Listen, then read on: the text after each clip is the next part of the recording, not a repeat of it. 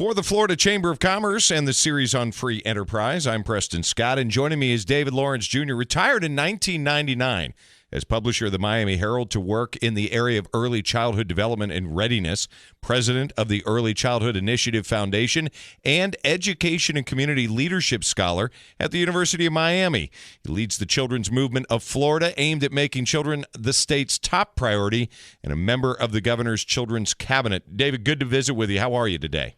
I'm good, thank you. As a businessman, publisher, obviously, you have to be a bottom-line-oriented guy. You've transitioned that into early learning. Tell us a little bit about how you became so passionate about the subject of early learning initiatives here in the state of Florida. Well, I was blessed, as a lot of other people were blessed, to know Lawton Chiles, who was the governor of Florida, who cared deeply about the subject of school readiness. And Lawton Chiles asked me back in 1996, along with 54 other Floridians, to serve on the Governor's Commission on Education. The assignment was to look at education in the next millennium. There were 6 task forces. One of them was school readiness, and I get hornswoggled into chairing the Committee on School Readiness. And despite the fact that I have 5 children and now grandchildren, I'd never even heard of the subject.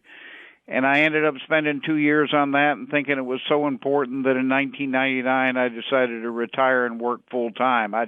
You mentioned the bottom line. The bottom line for America is what kind of future are we going to have?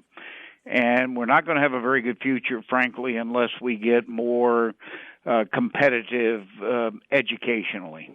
Dave, I think a lot of people in our culture today, it's such an immediacy-oriented culture, everything instant, everything quick, everything right now. I think sometimes people have trouble connecting the dots between the success of an economic development initiative or in business with early childhood because there's such a span of time there.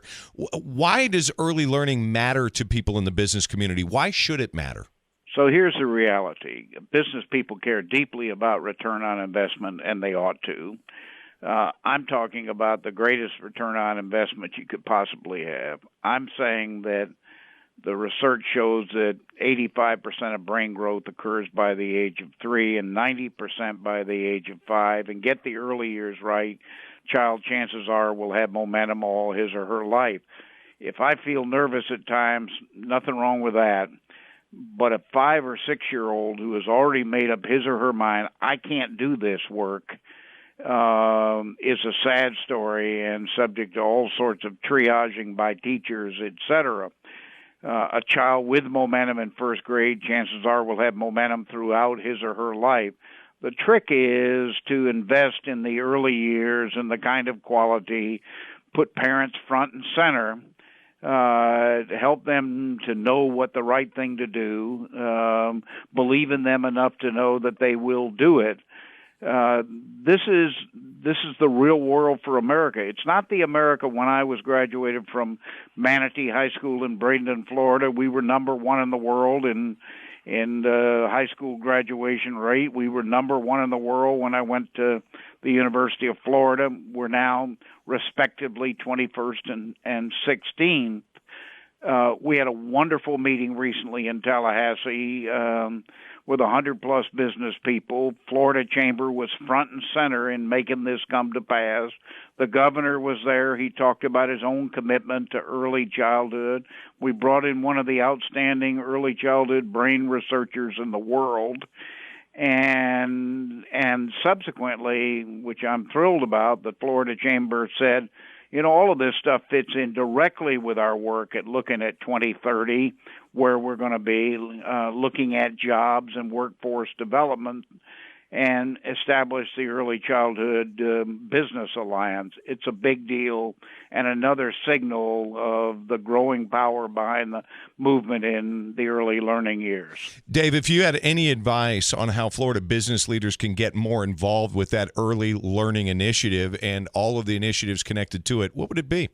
Well, one good place is the Florida Chamber itself and Florida Council of 100 and Florida Tax Watch. These are important, impressive business organizations led by smart, tough-minded business people who care deeply about return on investment. So those 3 organizations are one place to get involved. There are United Ways throughout the state deeply involved in this subject.